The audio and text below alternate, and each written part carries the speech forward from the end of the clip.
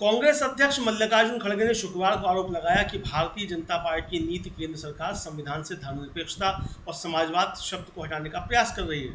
खड़गे ने ओडिशा के भुवनेश्वर में पार्टी के संविधान बचाओ समावेश कार्यक्रम को संबोधित करते हुए यह भी कहा कि बीजेपी के शासन में आदिवासी, दलित, महिलाएं एवं युवा सुरक्षित नहीं है। खड़गे ने कहा कि बीजेपी का मिशन संविधान को बदलना है। केंद्र की बीजेपी सरकार हमारे संविधान से धर्मनिरपेक्षता और समाजवाद को हटाने का प्रयास कर रही है।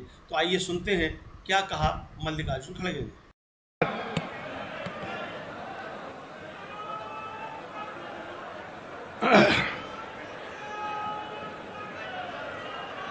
संविधान बचाओ,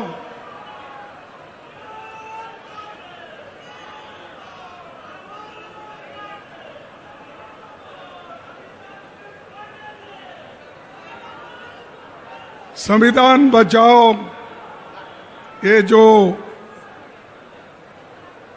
सभा है, इसमें उपस्थित और अभी हमारे नेता राहुल गांधी जी ने जो बात की है, उनको मैं अपने पार्टी के ओर से उनका स्वागत करता हूं।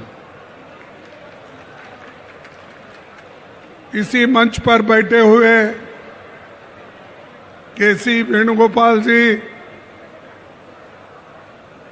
अजय कुमार, लालू जी, भक्त चरणदास जी, रामचंद्र कदम जी,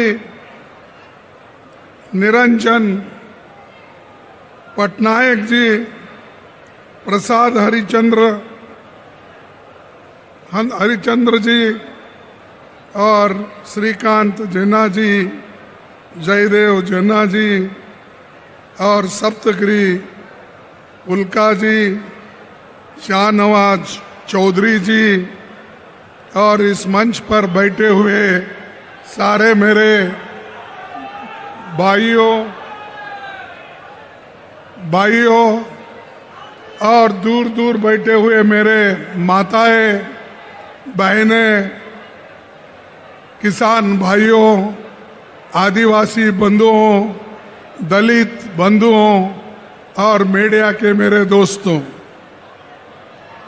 ओडिशा एक बहुत बड़ा महत्व रखने वाला राज्य है। सबसे पहले मैं हमारे महान नायक उत्कलमणि गोपबंधु दास जी को नमस्कार करता हूं। बैरिस्टर मधुसूदन दास और यहाँ के सभी महान सेनानियों को श्रद्धांजलि अर्पित करता हूं, जिन्होंने देश के आज़ादी के लिए लड़ी है और अपना आवाज देश के आज़ादी के लिए उठाई है। उन सब को मैं श्रद्धांजलि अर्पित करता हूं और उन सबको मैं नमन करता हूं। कांग्रेस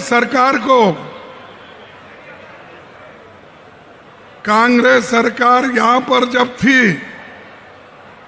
और केंद्र में जब थी, तब यहां पर Paradip port, Rourkela steel plant, Hirakud, NALCO, NTPC, Chilika naval academy, Mancheswar में रेल कोच फैक्ट्री, कोरपुत में HAL ऑर्डिनेंस फैक्ट्री, ये सारी चीजें अगर किसी ने बनाई है वो कांग्रेस पार्टी ने बनाई है। मेरे को बताओ, मोदी जी कौन सा फैक्ट्री यहां पर लाए हैं? क्या काम उन्होंने किया है हमारे ओडिशा के जनता के लिए? भाइयों, भुवनेश्वर में एम्स और निसीर इंस्टीट्यूट ऑफ फिजिक्स और कई शिक्षा संस्थान हमने कायम किए हैं।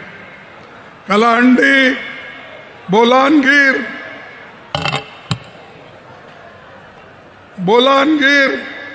और कुर्तापूत केबी के जिलों में ट्रांसफॉर्मेशन की योजना बनाई है। नेहरू जी के प्रधानमंत्री काल में भुवनेश्वर को अगर राजधानी किसी ने बनाई, वो पंडित जवाहरलाल नेहरू जी ने बनाई। ये कोई नहीं थे। आज जो बीजेपी को लोग उड़ उड़ के बात करते हैं, इनका कंट्रीब्यूशन भुवनेश्वर के लिए, ओडिशा के लिए जीरो है। जीरो है ना? अरे ये बगैर काम करे मुफ्त में प्रचार लेना चाहते हैं, लेकिन हम लोग ओडिशा के जनता के साथ खड़े होकर ओडिशा के लिए कांग्रेस ने काम किया और आज इसी वजह से ओडिशा में इतने बड़े बड़े पब्लिक सेक्टर आए। लेकिन मोदी जी कोई काम न करते हुए आपने जो कमाया था और कांग्रेस पार्टी ने जो दिया था, उस सब को मोदी बेच रहा है। एयरपोर्ट बेच रहा है, माइंस बेच रहा है, जंगल काट रहा है, जमीन बेच रहा है और पानी भी दूसरों को दे रहा है।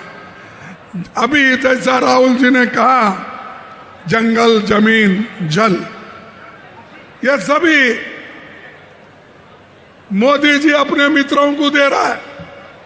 लेकिन यहां की सरकार अब की नींद कर रही है, पहले की भी नींद कर रही थी।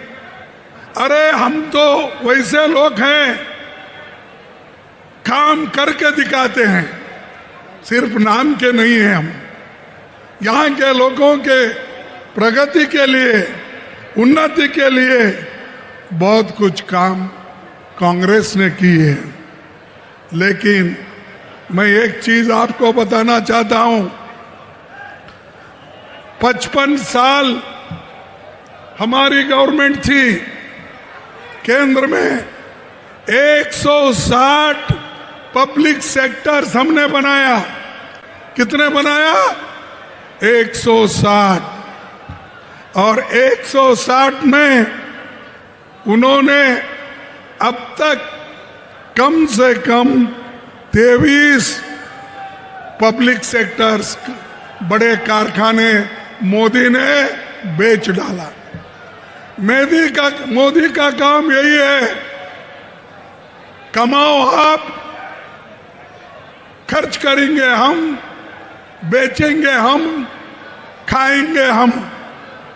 तो इसीलिए इनको सबक सिखाना जरूरी है।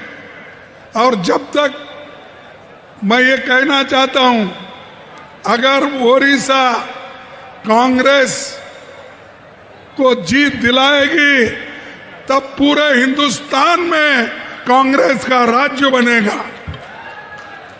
यह आप ध्यान में रखिए। और कौन से भी बीजेपी हमेशा ये करती है कि पहले तो चीफ मिनिस्टर चुनती है, उसके साथ ही साथ अदानी अंबानी पीछे लगते हैं।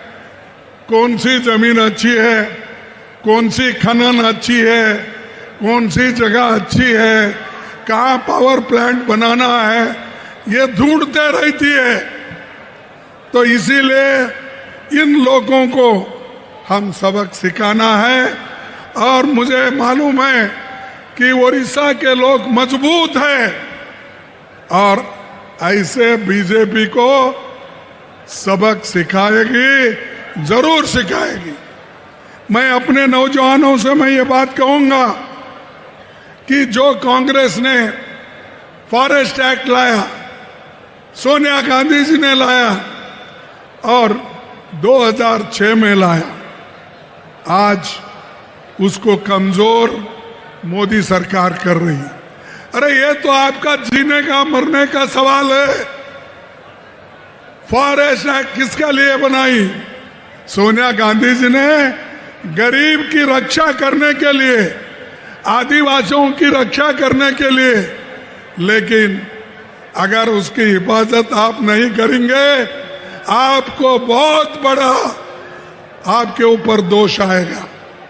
इसीलिए आपको लड़ना होगा, सब मिलके कांग्रेस पार्टी को मजबूत बनाना होगा। ये मैं आपसे विनती करना चाहता हूं। और उसी के साथ मैं परसों छत्तीसगढ़ गया था।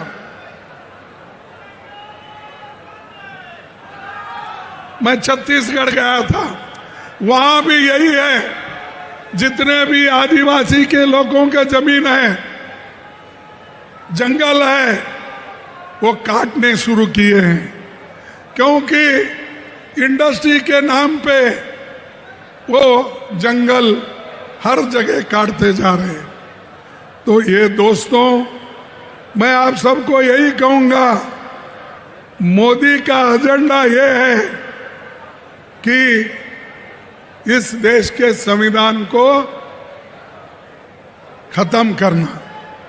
वो कहते थे 400 पार तुम सीट दो, इस बार 400 पार आएंगे। तुम अगर सीट देंगे तो हम संविधान बदलेंगे, ये उनका वायदा था।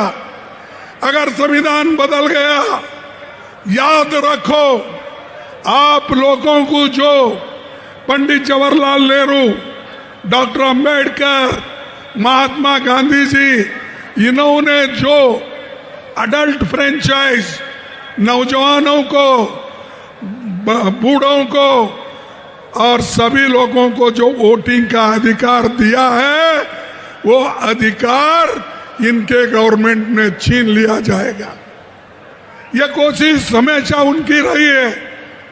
आज भी देखिए, अभी हमारे नेता जिक्र किए, राहुल गांधी जी ने, महाराष्ट्र में अब जो सरकार बनी है वो चोरी की सरकार है, वो चोरों की सरकार है। 85 लाख वोट को बदलकर वहां पर उन्होंने अपनी सरकार बनाई बीजेपी वाले। आज वही कोशिश, कल जो राहुल गांधी जी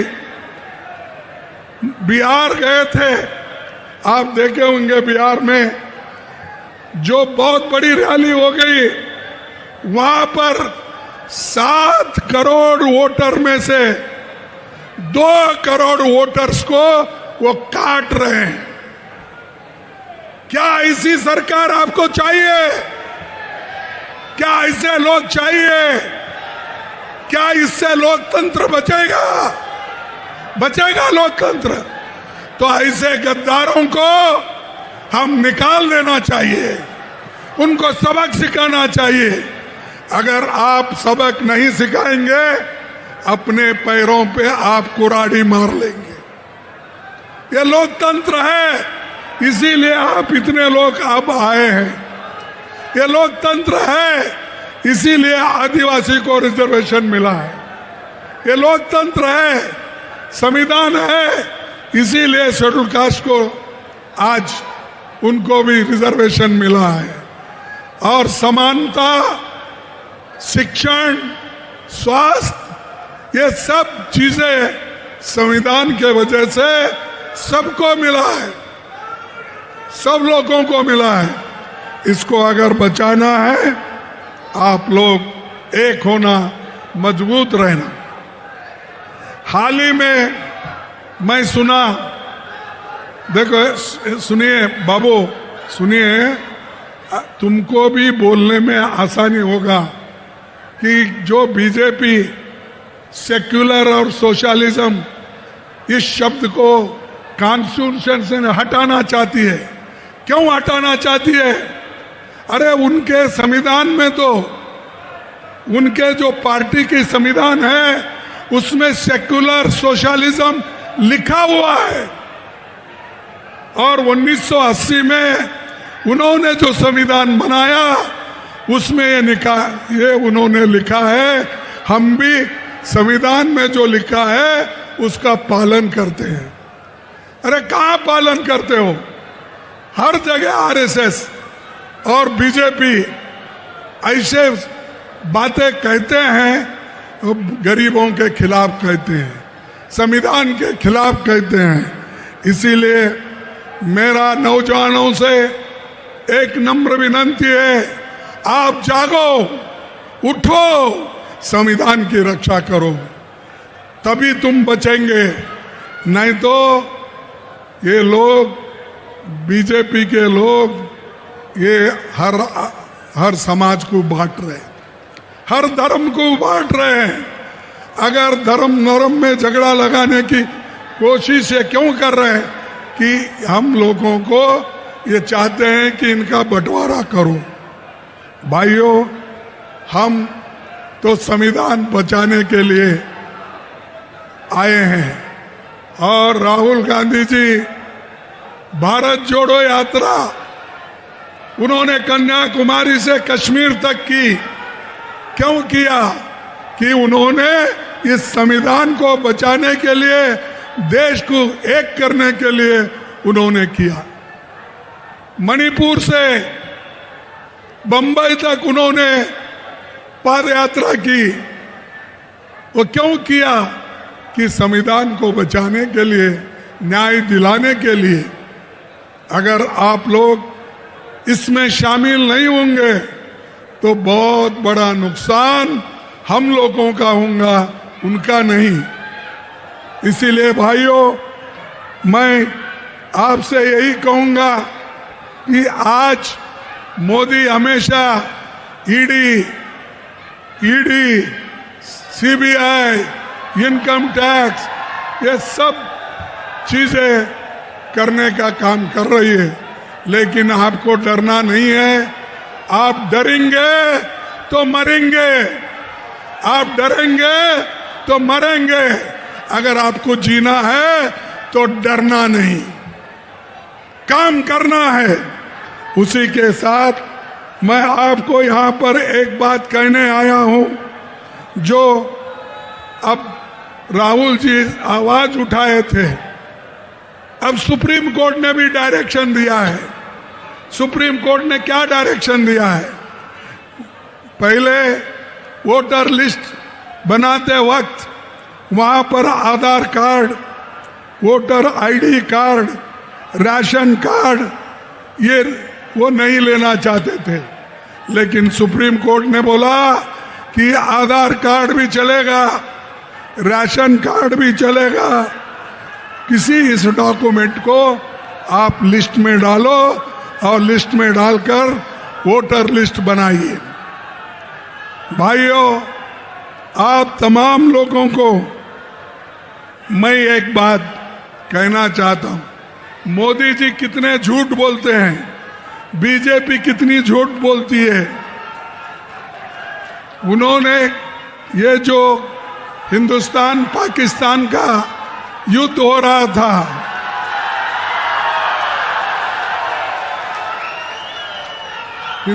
हिंदुस्तान पाकिस्तान का जो युद्ध हो रहा था, उस वक्त उन्होंने कहा, ट्रंप ने कहा कि मैं हिंदुस्तान और पाकिस्तान की लड़ाई खत्म किया हूं। मैं उनको कहा हूं कि ये लड़ाई बंद करो, उन्होंने फौरन बंद किया। ऐसा ट्रंप 16 बार बोले, मोदी उसको कुछ भी उत्तर नहीं दिए। और क्यों नहीं दिए? उनके पास ट्रंप के खिलाफ बोलने की हिम्मत नहीं थी। जब उनके पास हिम्मत नहीं है, ऐसे लोग देश की हुकूमत नहीं कर सकते। जिसके पास ताकत नहीं, जो आदमी ताकत से नहीं लड़ता, उस आदमी को जिस देश के ऊपर, जिस देश का रक्षण करने की हिम्मत नहीं है, उनको हम कभी लीडर नहीं मानेंगे। और दूसरी बात, यहाँ पर जो मोदी जी ने बहुत सी बातें करके गई, अभी भी करते हैं कि भाई डबल इंजन सरकार आई है। डबल इंजन सरकार क्या है भाई? कौन सा काम कर रहे हैं? अरे डबल इंजन की सरकार तो अदानी को जमीन दे रही है, पीयूसी बेच रही है, सब चीजें अमीरों के लिए हैं, इस ओडिशा के गरीबों के लिए कुछ नहीं है। मैं एक दलित कम्युनिटी से आता हूं, मेरे को दर्द है क्योंकि ये संविधान बचा तो ही मैं बचूंगा। दलित बचेंगे, आदिवासी बचेंगे, नौजवान बचेंगे, महिला बचेंगे, किसान बचेंगे।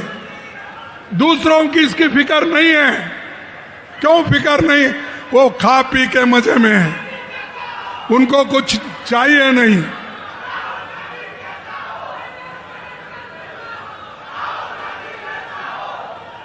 अरे जरा चुप बैठो भाई, बाद में तुम्हारा जोश दिखाओ। इलेक्शन आ रहे हैं नजदीक, उस इलेक्शन में अगर जीत के आए तो हम आपके ऐसे 100 ललकार सुनेंगे। थोड़ा पहले सुनने का सीखो भाइयों। और एक बात आपको ये कहूंगा कि राहुल जी मणिपुर गए तो मोदी क्यों नहीं गए भाई? मोदी क्यों नहीं गए? आज तक नहीं गए। 42 विदेश देशों में उन्होंने घूमा, 42 देशों में आज तक गए हैं। अभी भी 8 राष्ट्र का घूम रहे हैं, मालदीव्स को जा रहे हैं। अरे ये सब देशों को आप जा सकते हो, क्यों मणिपुर नहीं जाते? वहां रेप हो रहे हैं, घर जलाए जा रहे हैं, लोग बच्चों की शिक्षा नहीं है, स्कूल बंद है। ये सब हो रहा है, मोदी उधर पैर नहीं रख रहे। इतने जहाज है उनके पास, क्या उनको 1-2 घंटे टाइम नहीं मिलता? आपको पाकिस्तान के लोगों को बिन बुलाए जाकर उनसे गले मिलते हो, हर लीडर से जाकर गले मिलते हो, तो क्या आपको मणिपुर के महिलाओं का रक्षण करने के लिए, महिलाओं को बच्चों का रक्षण करने के लिए, वहाँ के जो इतनी भारी आपस में लड़ाई चल रही है उसको शमन करने के लिए आप क्यों नहीं जाते? ये मैं पूछता हूँ। लेकिन उनको देश के बारे में हमदर्दी नहीं है, उनको सिर्फ गले में मेरे को कौन बुलाकर कौन वो उनका देश का हार डालेगा, किस देश में जाके मैं वो सर्वोच्च पद लेऊं, इसमें ज्यादा उनका ध्यान है। और मैं आपसे ये कहना चाहता हूं कि ये उनके पास उधर जाने की हिम्मत नहीं है और वो जाना भी नहीं चाहते। और मैं खास करके SC ST और अल्पसंख्यक समुदाय के उनके भय को निकालना चाहता हूं। मैं चाहता हूं आदिवासी भाइयों, शेड्यूल कास्ट के लोगों, किसान के जितने भी लोग हैं और युवक हैं, आपको लड़ने का सीखना चाहिए। आप लड़ना चाहिए। और मैं यही कहीं दलित लोगों से भी कहूंगा, आदिवासियों से कहूंगा कि तुम अगर लड़ेंगे नहीं तो तुम निश्चित रूप से मरेंगे। तुमको दबाने वाले लोग हैं, तुमको दूर रखने वाले लोग हैं, मनुस्मृति को लाके तुमको मंदिर से दूर रखते हैं, तुमको हर देवाल से मुंह दूर रखते हैं। मैं हाल में सुना यहाँ पर जो एक हालात हो गई,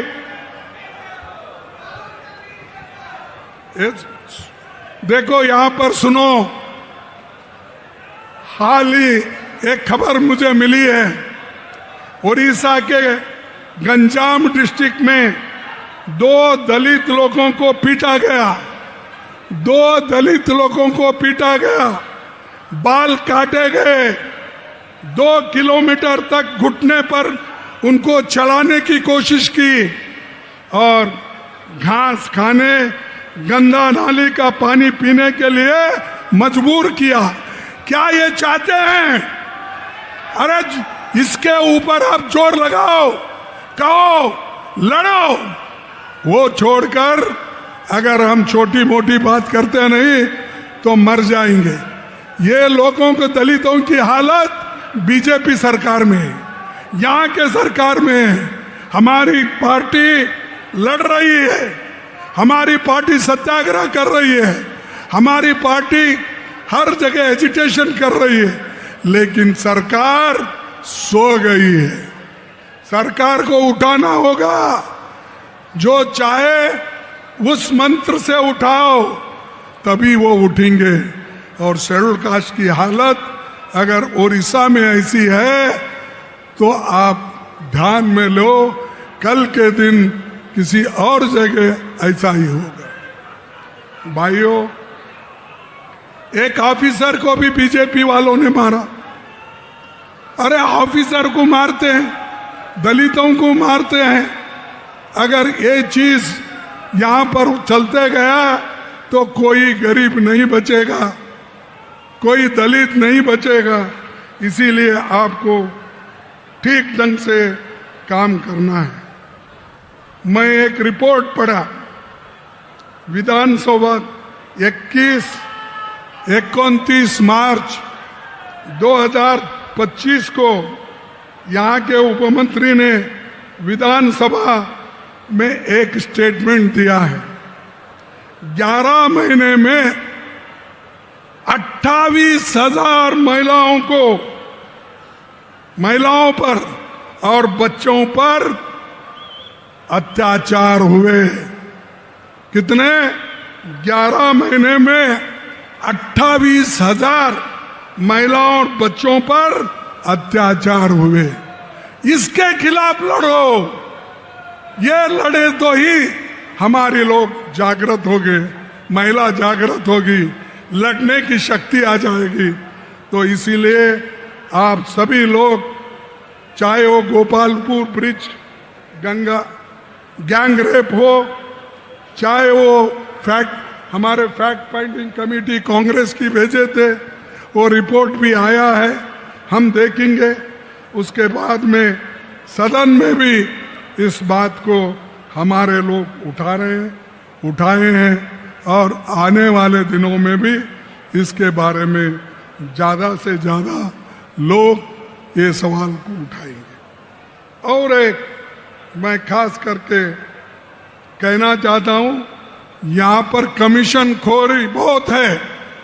अरे सैंड बेचते हैं, फॉरेस्ट बेचते हैं, हर चीज बेचने का, कमीशन खाने का। तो ऐसे बीजेपी के लीडरों को, गुंडों को आपको ठीक करना होगा। जैसा ठीक करना है वैसा ठीक करो। आप कहेंगे ठीक करे तो हमको जेल में डालेंगे, जेल में डालेंगे तभी तो आप लोग लड़ते रहना है अपने हकूक के लिए। जब आजादी के लिए हमारे लोग, लाखों लोग जेल गए, फांसी पे चढ़े, अपने बच्चों की जब स्कूल बंद कर दिए तो क्या वो नहीं लड़े? किनके लिए लड़े? क्या ये अपनी हिफाजत के लिए, अपने हकूक के लिए आप इन गुंडों के साथ लड़ नहीं सकते? लड़ना बोले तो मैं रोज उठ के मारा मारी करो वो नहीं बोलता। लड़ना जो बापू ने हमको सिखाया है, सत्याग्रह करना, एजिटेशन करना और सब लोग मिलके काम करना। तो मैं जो अभी याद किए, राहुल गांधी जी ने भगवान जगन्नाथ की रथ यात्रा तक सरकार ने लापरवाही की। वो उसमें 3 श्रद्धालु मर गए, 50 से अधिक लोग घायल हो गए और रथ भी 2 दिन ठहरा, अमीर आने तक उसको खींचना नहीं। क्या अमीर के लिए भगवान बना है? क्या अमीर के लिए ही जगन्नाथ है? अरे भाई, भगवान सबके लिए होता है। और आज ये भगवान के नाम में भी लूट रहे हैं। ये बीजेपी का काम यही है। भगवान का राम नाम सत्य है ये बोलते हैं, और उनका काम क्या है? मुख में राम, बगल में छुरी। मुख में राम, बगल में छुरी। अरे ये बीजेपी का काम है, इनको हमको छुड़ाना है। और यहाँ पर जो हमारी नेता इंदिरा गांधी जी आई थी, आप सबको मालूम है कि इंदिरा गांधी जी ने उस वक्त क्या कहा था। उन्होंने ये कहा था कि यहाँ पर जो मैं आई हूँ, मैं उन्हीं के शब्द को मैं पढ़ता हूँ। मैं आज यहाँ हूँ, कल शायद यहाँ न रहूं। मैं आज यहाँ हूँ, कल शायद यहाँ न रहूं। मुझे चिंता नहीं कि मैं रहूं या न रहूं। मुझे गर्व है कि मैंने अपना पूरा जीवन अपने लोगों की सेवा में बिताया है। मैं आखिरी सांस तक ऐसा करती रहूंगी, और जब मरूंगी तो मेरे खून का एक एक कतरा भारत को मजबूत करने के लिए लगाएंगे। कौन कहते हैं? कोई बहादुर है बीजेपी में? कोई माँ का लाल है ऐसी बात करने वाला?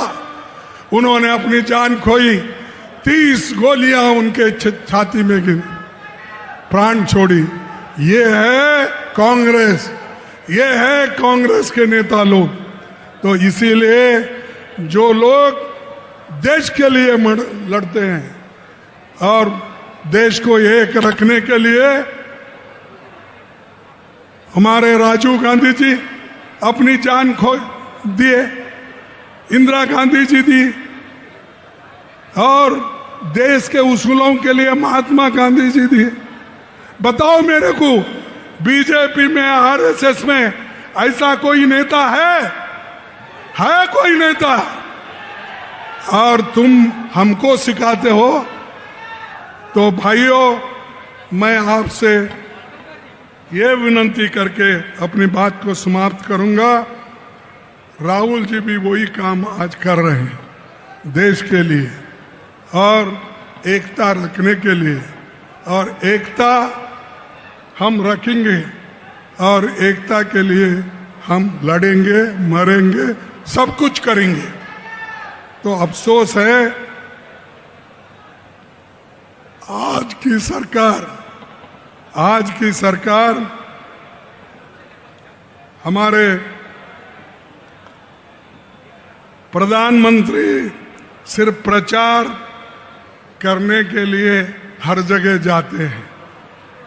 अरे भाई, वहां पहलगांव में और हमारे दूसरे जगह हमारे जो मीटिंग हो रहे हैं, उन मीटिंगों में मोदी नहीं आते, इलेक्शन में फिरते हैं। अरे जिसको देश की चिंता नहीं है वही ऐसी काम करता है। इसलिए आप लोगों को गौर से सुनना है, काम करना है। और मैं समझता हूं आज ओडिशा की कांग्रेस मजबूत हो रही है, ओडिशा की कांग्रेस मजबूत हो रही है। इसीलिए मैं कहूंगा कि आप लोग मेरे साथ एक स्लोगन दीजिए, जय कांग्रेस। क्या आज सुबह नाश्ता नहीं करे क्या आप लोग? जय कांग्रेस, जय कांग्रेस, जय हिंद, जय हिंद, जय हिंद, जय ओडिशा, जय ओडिशा, जय ओडिशा। आप सभी को धन्यवाद, नमस्कार, जय भीम। बहुत बहुत धन्यवाद। अब समापन भाषण के लिए वोट ऑफ